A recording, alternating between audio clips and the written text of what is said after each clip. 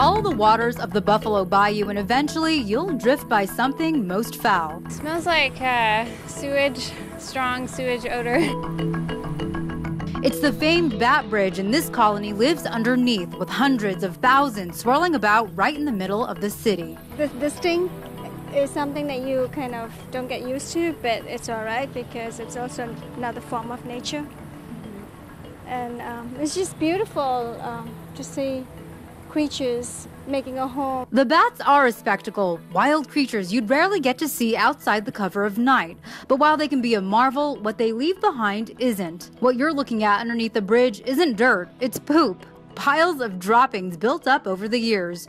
If you're walking through and accidentally inhale it, well, you could end up very sick. The only risk, it's a fungus called Histoplasma capsulatum. It's a fungus that grows in the guano, and it can get aerosolized, and patients can inhale it and go to their lungs. But wildlife biologists say the risk of histoplasmosis is low. The one thing that you don't want to do is smell it, inhale it. So don't pick it up and put it up to your nose and inhale it. There can be a fungus that grows on bat guano that can cause an illness in people called histoplasmosis. It's pretty rare, and at a bridge like this where there's plenty of airflow, I don't really think it's an issue.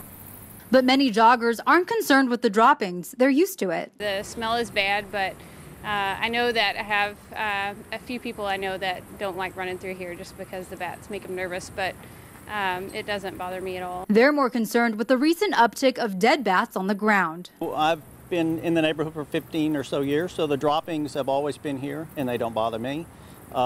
It's basically a fertilizer, so. But the bodies are new. That's probably the last 2 or 3 weeks that I've noticed them, and probably more in the last week. So yeah, that's a concern. Turns out summer is the birthing season, and the increase of bat bodies are the babies that fell. Each pup right now is learning how to fly. And so until they learn how to fly, they are fed milk by their mother, and they stay up in the crevices, and they hang on to the concrete by their toes.